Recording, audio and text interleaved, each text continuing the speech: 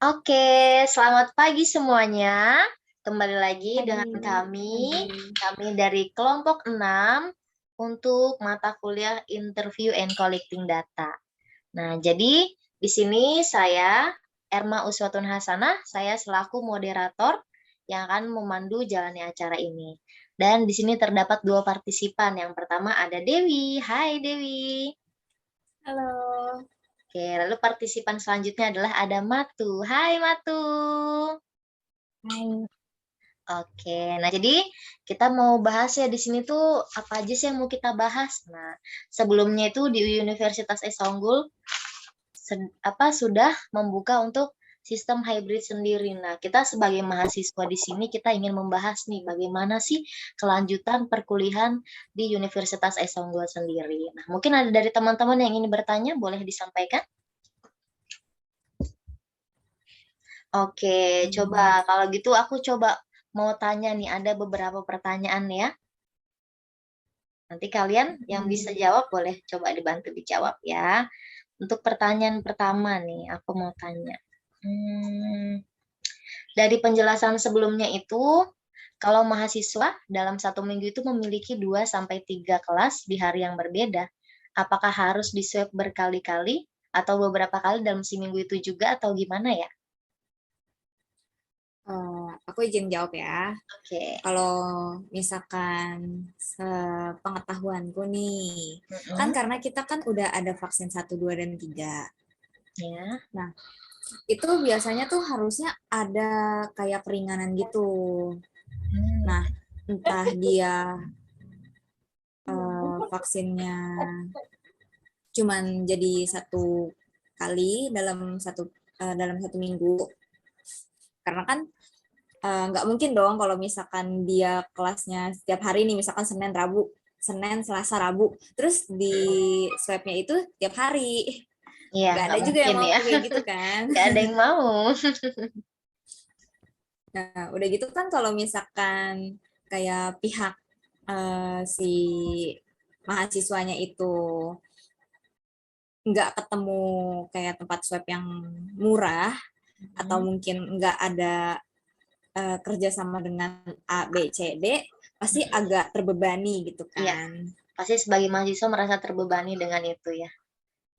Nah, jadi paling sih kita sih mahasiswa paling pingin ya ada bantuan dari si universitas, karena kan dia kan yang membuat kebijakan seperti ini Hmm, untuk betul. kayak pendidikan kita jadi kayak lebih masuk lagi ya, lebih efektif ya. Tapi kalau misalkan mahasiswanya terbebani, ya sama aja nggak efektif itu sih Mhm, iya menurutku. betul. Mungkin ya dibilang kurang efektif mungkin iya juga ya, karena sebagai mahasiswa kan kita kalau butuh di-swab secara mandiri itu pasti pengeluaran kita juga bertambah dong, sebagai mahasiswa pasti kita mikir-mikir lagi, ya nggak sih? Benar. Iya, betul. Nah, aku mau coba tanya lagi nih, kalau misalkan kita di-swab secara mandiri, apakah nggak ada bantuan atau keringanan untuk mahasiswa yang masih berdampak dengan adanya virus corona ini? Kira-kira keringanannya ada nggak sih ya dari pihak kampus gitu? Harusnya sih ada ya, karena kan kampus kita juga kan bukan kampus kayak kampus dalam golongan yang tingkat C gitu kan, atau Iya, tingkat di bawahnya. mhm, Kampus kita kan udah akreditasi kampusnya pun udah B kan, mhm, seingatku. Atau mungkin kalau misalkan sekarang udah naik menjadi akreditasi A, ya syukur. Nah, biasanya kan pasti kan setiap kampus itu kan ada kerjasama dengan beberapa pihak ya, apalagi kalau misalkan dia bikin skala sebesar ini. Harusnya ada untuk orang-orang yang kata berdampak kayak gini. Kayak misalkan kalau misalkan dia mau dibantu, mau swabnya kalau misalkan nggak bisa mandiri karena keuangannya agak terganggu, iya, bisa dari pihak kampus untuk menyediakan itu, tapi hanya untuk orang-orang tertentu aja, dengan mmm, misalkan melampirkan kayak surat tidak mampu atau apa itu. iya. Paling tidak tuh kayak kalau misalkan pihak kampus juga menyediakan ya, jadi nggak cuma dia nyuruh, tapi paling enggak ya memang disediakan untuk orang-orang yang khusus membutuhkan seperti itu ya. Mm-mm. Oke, baik. Nah, kalau misalkan di dalam satu kelas itu kan biasanya kalau kita kuliah secara biasa tatap muka langsung sebelum pandemi ini kan mungkin bisa ada yang sampai dalam satu kelas itu 60 siswa ya, 60 mahasiswa gitu. Nah, Mm-mm. kalau misalkan selama pandemi ini, misalkan apakah kelasnya akan dibagi dua dengan duduk yang tidak berdekatan atau diberikan ruangan yang luas khusus gitu atau gimana ya? Kayak kan nggak mungkin juga nih kita di masa pandemi kalau kita harus dalam satu kelas ada 60 orang tuh, kira-kira gimana ya? Kalau misalkan dari pemikiranku sendiri nih, Hmm, cara yang paling ampuh itu kayak dia bagi kelasnya. Karena kan nggak setiap kelas itu punya fasilitas kayak yang lebar gitu, yang kayak bisa mencakup sampai 60 ya, 80 orang gitu kan. betul. Nah, kalau misalkan kayak gitu mau nggak mau kan dibagi kan. Nah, itu juga akan mempengaruhi nih si jam-jam mata kuliahnya, mempengaruhi pihak dosennya, dan ntar gimana si universitas akan mengkaji ulang si Hmm, jadwalnya itu. oke. Jadi paling nggak tuh jumlahnya itu dalam satu kelas pasti berkurang lah ya. Nggak yang sama Mm-mm. kayak pada awalnya sebelum pandemi itu ya. Iya. Selanjutnya nih, apakah mahasiswa boleh masuk ke kampus saat offline yang sudah pernah vaksin satu dan kedua? Jika misalkan yang belum vaksin itu bagaimana ya? Apakah boleh masuk juga ke Hmm, kampus atau gimana kira-kira ya kebijakan kampus? balik lagi ya, kalau misalkan dia memberlakukan kayak di tempat-tempat kayak mall gitu kan, dia kan minimal kan harus vaksin pertama gitu. Seenggaknya kalau misalkan si mahasiswa ini belum vaksin, seenggaknya tuh harus ikut vaksin pertama dulu, Hmm, tapi tetap swab. Kalau misalkan belum sama sekali, kemungkinan nih nggak akan dibiarkan masuk.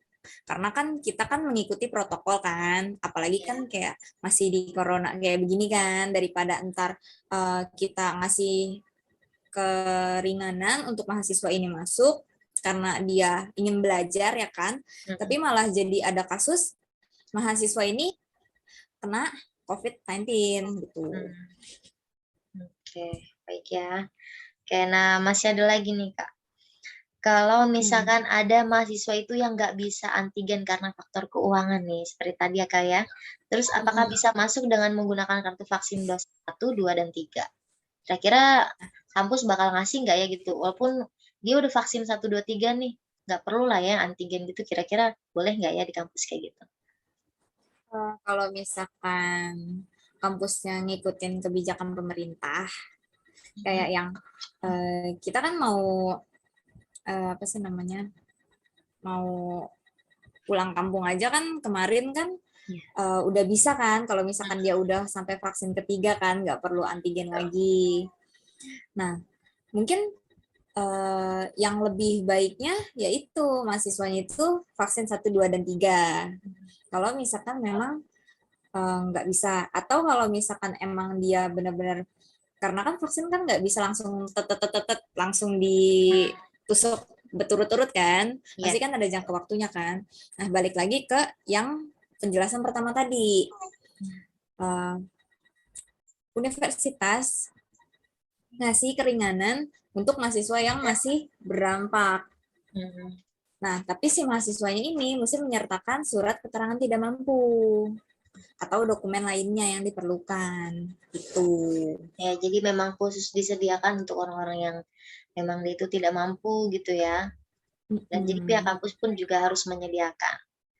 Oke, nah Iya. mungkin dari Matu sendiri ada yang ingin ditanyakan, Matu?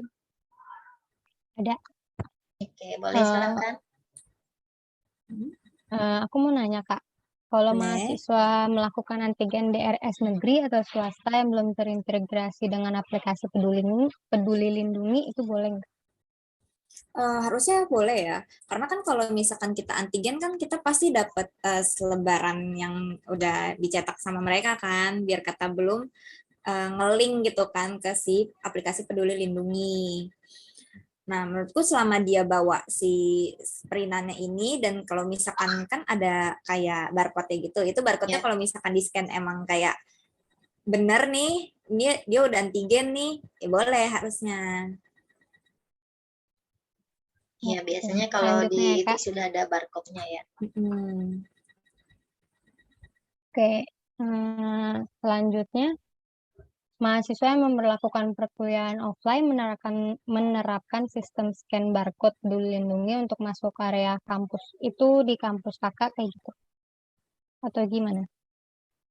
Kalau misalkan itu sih harusnya iya ya, karena kan di setiap tempat kan udah menerapkan kayak gitu kan, kayak kita kalau misalnya kita scan barcode si Peduli Lindungi ini nih, kayak kita tahu nih kapasitas kampusnya ada berapa orang, jadi kayak eh, ter apa sih terlacak gitulah. Terus kalau misalkan ada orang yang tiba-tiba ada kena kasus kayak kena COVID gitu, itu kan dia kan akan ke tracking kan, dia berkomunikasi dengan siapa aja, ntar bisa meminimalisir gitulah seenggaknya kalau misalkan dia ada barcode Peduli Lindungi itu.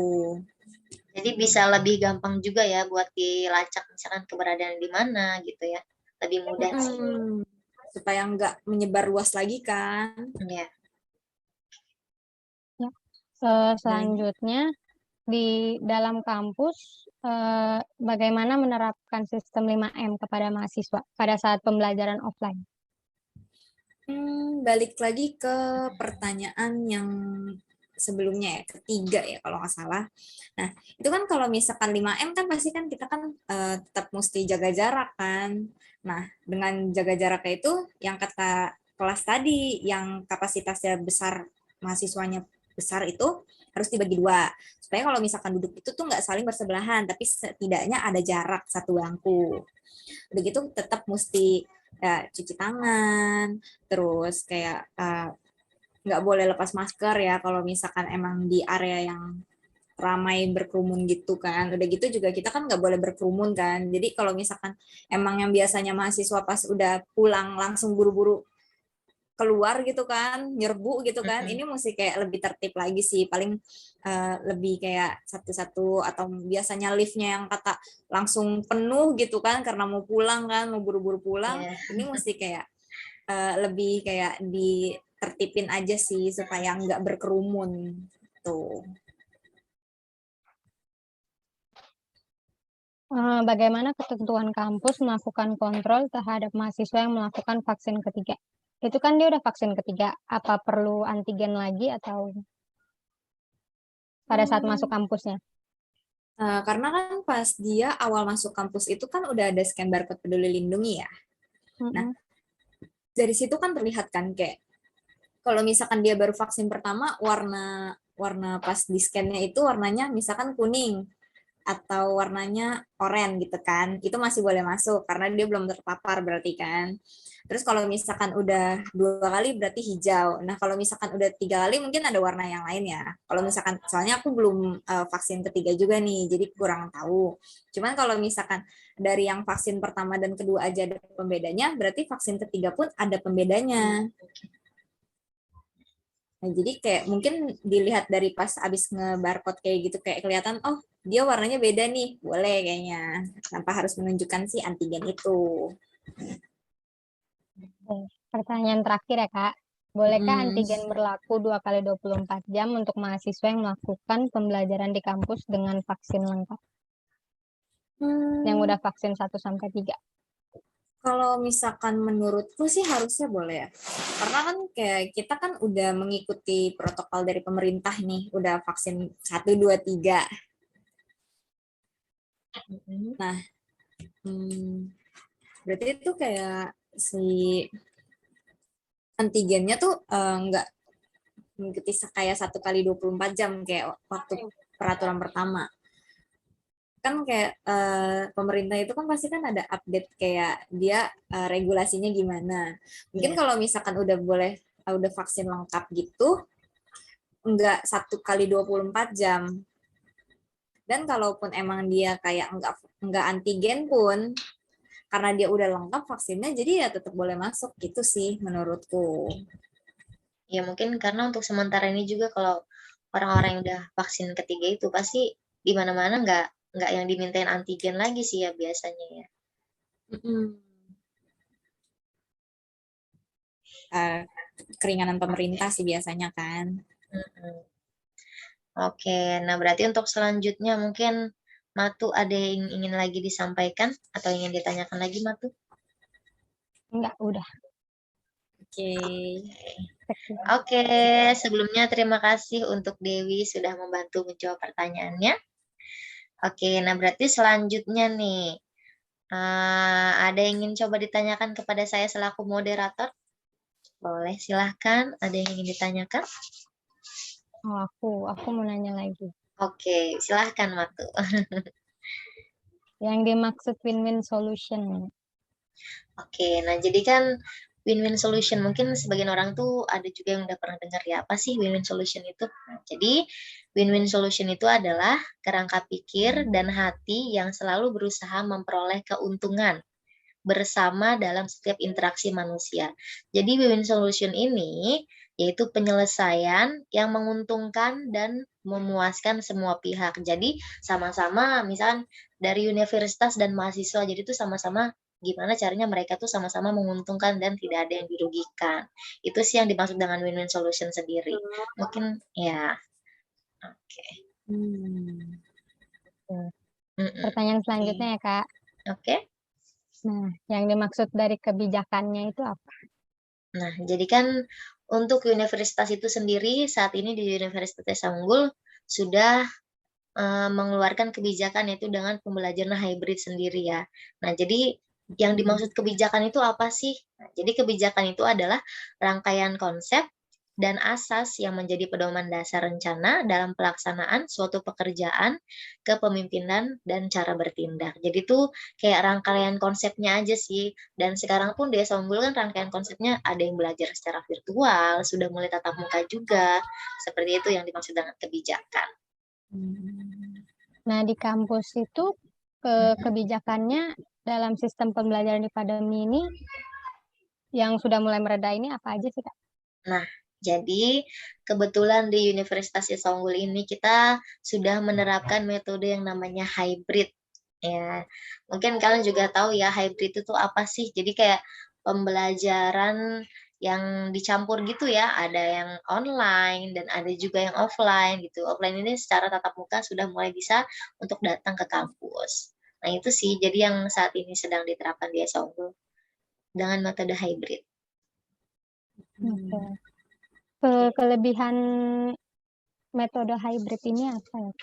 Oke, jadi untuk kelebihan metode hybrid ini bagi mahasiswa itu adalah seperti yang pertama, pembelajaran itu campuran. Jadi yang mungkin sebelum atau 2 tahun kebelakangan itu kita pembelajaran pun secara full semuanya online ya. Mungkin bagi mahasiswa ada yang kayak merasa, oh kurang efektif nih kayaknya gitu kan. Nah, tapi Benar. kelebihannya itu untuk saat ini kita merasa lebih efektif sedikit lah karena sudah mulai ada tatap muka, datang secara langsung ke kampus, walaupun sebagian setengahnya lagi 50% kita masih secara online seperti ini. Lalu kelebihan yang kedua itu pemahaman materinya lebih baik karena kita nggak full semuanya online gitu kan. Kalau kita full semua e-learning, mungkin ada mahasiswa yang kayak, oh yaudah kita lihat modul, belum tentu kita paham. Tapi kalau kita secara tatap muka, ketemu langsung, dosen jelasin, mungkin kita bisa jauh lebih paham. Dan untuk kelebihan yang ketiga itu, tetap memanfaatkan teknologi dalam situasi di masa pandemi. Jadi, mau nggak mau nih, apalagi di Indonesia sudah mulai maju lagi ya untuk teknologinya gitu kan. Yang tadinya kita ketinggalan dalam pendidikan, sekarang nah semuanya mau nggak mau dipaksa harus bisa ikutin teknologi dengan kita pakai aplikasi Zoom, semuanya pasti di dunia pendidikan itu pasti semua mengikuti teknologi yang ada. Dan untuk kelebihan yang keempat itu, dapat memberikan penyegaran. Jadi itu mungkin udah lebih seger lah ya dari 2 tahun silam kita di rumah aja mungkin gitu kan, mungkin nggak kerja juga, ada mahasiswa yang nggak kerja gitu kan, pasti kita bosan, jenuh gitu kayak, kuliah nih cuma online doang gitu kan. Gimana yang sebelum kita terbiasa datang langsung gitu kan, ketemu teman-teman banyak gitu. Dan sekarang kita udah mulai ada rasa lebih senang sedikit lah karena bisa ketemu sama teman-teman lagi.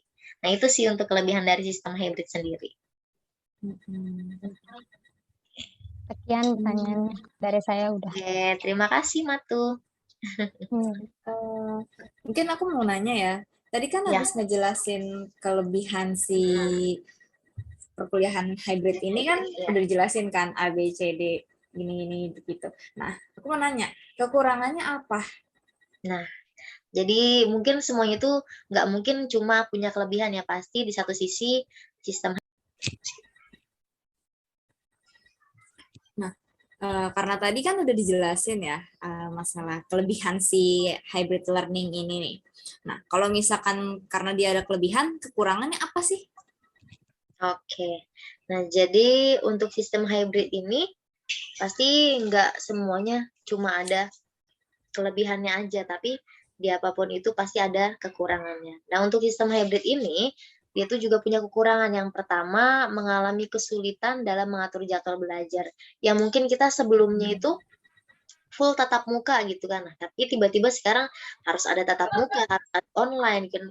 Pasti ada aja yang jadwal kesusahan gitu kan untuk ngatur jadwal itu pasti mungkin ada yang bentrok sama jam kerja kita atau bentrok sama hal lain gitu kan. Karena yang biasanya kita sudah terjadwal dengan oh semuanya datang gitu lebih enak dan sekarang harus kembali online mungkin ada juga yang kayak oh waktunya online ini mungkin bisa sambil di luar, bisa sambil apa. Nah, mungkin bentroknya mungkin di hal itu. Nah, untuk kekurangan yang kedua itu mungkin masih banyak yang bergantung sama perangkat dan internet juga. Nah, ini salah satunya ya. Kalau misalnya kita lagi nge-Zoom atau apalah sama dosen kita gitu kan, terus internet kita nggak bagus, nah itu tuh pasti kekurangannya tuh, jaringan internet itu mempengaruhi banget ya, sangat Benar. mempengaruhi. Oke, lalu kekurangan yang ketiga itu sedikit kesulitan dan harus menyesuaikan metode pembelajaran. Mungkin kayak metode pembelajaran di kampus Unggul ini tuh pasti kan berubah juga ya gitu kan, kayak kesulitan itu karena kita harus transisi gitu yang biasanya kita semua full datang lebih enak gitu kan, dan kita harus transisi jadi ya ada online dan offline. Itu sih untuk kekurangan tersendiri dari sistem hybrid. Nah, karena kita lagi di iniin tentang si perkuliahan hybrid ini, ada gambaran nggak sih kira-kira sampai kapan gitu? Untuk sistem hybrid ini mungkin ya kalau dari pihak kampus sendiri, mungkin dilihat lagi dari kebijakan pemerintahnya. Kalau memang pemerintah sudah mengeluarkan kebijakan yang memang diharuskan gitu, mungkin kalau untuk sekolah-sekolah SD pun saat ini juga sudah mulai tatap muka full gitu ya, kayak udah mulai semuanya mulai datang gitu kan. Mungkin pemerintah pun akan melihat lagi kalau memang kondisinya sudah jauh lebih membaik, pasti kemungkinan cepat atau lambat ya pasti kita untuk anak-anak mahasiswa gitu, pasti sudah akan disegerakan juga untuk pembelajaran secara full tatap muka. Oke. Berarti karena si kebijakan pemerintah ini ya, Iya, jadi betul. ada si tatap muka sama virtual ini. Iya. Nah, berarti kalau misalkan di setiap pertemuan diwajibkan antigen mandiri nih, terus dari pihak kampus bakalan ngegantiin dana yang buat kita swab mandiri nggak sih? Nah, mungkin kalau untuk dana ya balik lagi, tergantung dari pihak kampusnya. Kalau memang pihak kampus itu mau bekerja sama dengan beberapa pasti kan di kampus itu nggak cuma, tok sendiri kampus gitu kan, pasti kan kayak punya punya banyak lagi nih gitu koneksi-koneksi di luar sana yang mungkin bisa diajak kerja sama untuk biar sama-sama tuh sebagai mahasiswa gitu, balik lagi kita win-win solution gitu. Jadi kita sebagai mahasiswa, kita nggak diberatkan dan kampus pun juga tidak merasa diberatkan gitu. Jadi paling nggak kita sebagai kampus itu paling nggak harus punya kerjasama dengan beberapa koneksi-koneksi di luar yang ngebantu mahasiswanya gitu. Oke. Terus kalau misalkan emang kayak kita udah kuliah nih kan tatap muka nih pas lagi offline nih. Eh, selain sopan, ada lagi nggak sih syarat yang lain? Oke, mungkin syarat yang lain secara kita untuk tatap muka ya di masa sudah mulai pandemi sudah mulai mereda, mungkin persyaratan-persyaratan itu kayak kita wajib mematuhi protokol, kayak kita pakai masker gitu ya. Mungkin sebagian orang tuh saat ini pun di luar sudah banyak banget gitu yang kayak nggak pakai masker gitu. Tapi mungkin karena kita ada di dalam suatu ruangan gitu kan, belajar secara tatap muka, alangkah lebih baiknya kita mematuhi protokol dengan kita memakai masker gitu, dengan rajin mencuci tangan gitu. Mungkin itu sih untuk peraturan yang lainnya. Lebih ke protokol kesehatannya. Oke, oke, oke. Sejauh ini sih udah agak ada gambaran nih ya. Jadi kayak makasih nih udah dijawab. Oke, baik sama-sama. Oke, mungkin ada lagi Dewi pertanyaan selanjutnya yang mau disampaikan? Aku sih mau nanya, Mm-mm. eh, kan tadi kan ada ngebahas tentang penerapan metode hybrid ini kan. Nah, cuman kayak masih agak belum ngeh nih. Mungkin bisa dijelasin lagi bagaimana penerapan metode hybrid ini? Ada yang bisa jawab? Aku Oke, yang jawab ya. Oke, boleh Oke. silakan Matu. Eh, Metode hybrid ini kan 50% online, 50%-nya lagi offline. Jadi paling penerapannya ya misalnya seminggu ini offline, nanti minggu depan online gitu. Terus dibagi-bagi mahasiswanya yang online dan yang offline. Hmm. Terus kita wajib nggak sih kayak nyetujuin kayak metode yang kata disarankan oleh si universitas ini nih? Kalau menurutku sih harusnya wajib ya, karena kan kita udah lama banget online, terus kan banyak juga mahasiswa yang nggak gitu suka online, maksudnya kayak kurang Mm-mm. efektif Ya, gitu. kurang Jadi efektif. kan ini masih 50-50 ya, jadi ya wajib sih. Nah, Hmm. terus kalau misalkan kayak kan biasanya kan kalau misalkan ada suatu kewajiban baru itu kan si orang tua akan ada kayak suatu persetujuan. Ini perlu nggak sih dimintain persetujuan orang tua untuk kebijakan yang baru ini kira-kira? Hmm, Kayaknya harus sih persetujuan orang tua menurut aku. Karena kan Mm-mm. pasti nanya dulu ya kan sama orang tua gimana gitu. Terus pasti eh, pihak kampus ngomong juga kan ke orang tua atau kayak ada pengumuman gitu. Hmm. Nah, kalau misalkan si orang tuanya ini ternyata nggak setuju, gimana? Mungkin pihak kampus harus ini ya, bikin jadi setuju gitu. Misalnya dikasih tahu keuntungannya gitu. Mm-mm. Terus ya itu sih. Oke, oke. Hmm.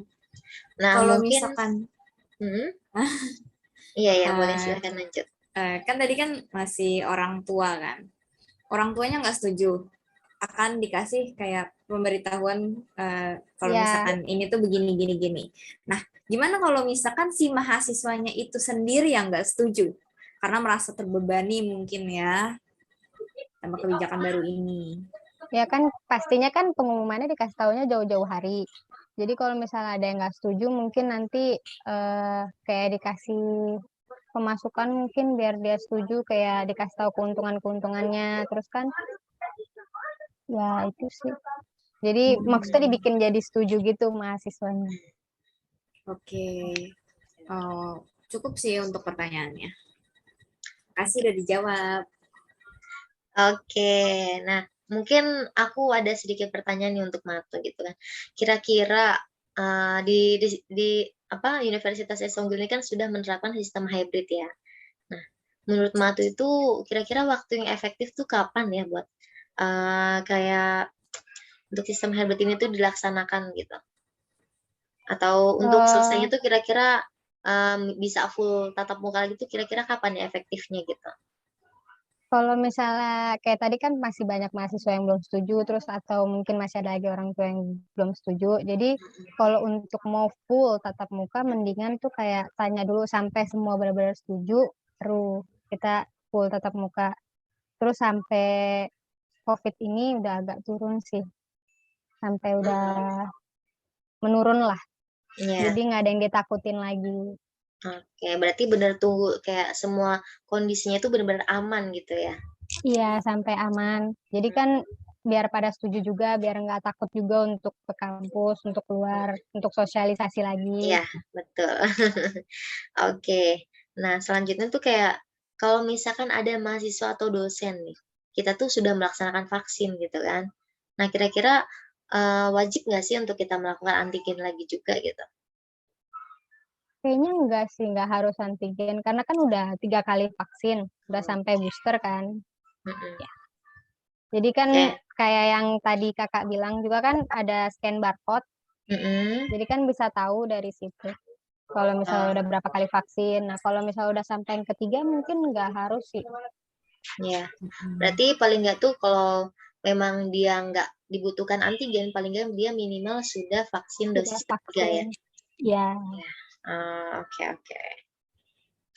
Nah, kalau misalkan gitu, untuk dari mahasiswa ini atau dosen yang terkena COVID gitu kan pada saat pertemuan tatap muka gitu. Itu kira-kira gimana ya? Misalkan nyikapinnya tuh gimana gitu loh. Kalau misalkan pas kita lagi tatap muka, tiba-tiba ada teman kita nih, oh ternyata dia positif gitu ya. Mungkin dia dijadiin ke online gitu. Jadi dia di-onlinein gitu pembelajaran dia. Jadi kan COVID itu 2 minggu ya. Jadi dia dibikin online gitu. Selama 2 minggu itu dia nggak tatap muka. Pembelajaran pun langsung Tapi diubah semuanya ya. iya, yang penting dia tuh bisa ikut pembelajaran lagi. Oke deh, mungkin dari aku sih cukup itu aja ya. Oke, terima kasih Matu sudah dibantu dijawab. Sama-sama, Kak. Oke, nah jadi teman-teman semua di sini kita sudah berdiskusi ya tadi tentang kebijakan yang ada di Universitas Unggul sendiri.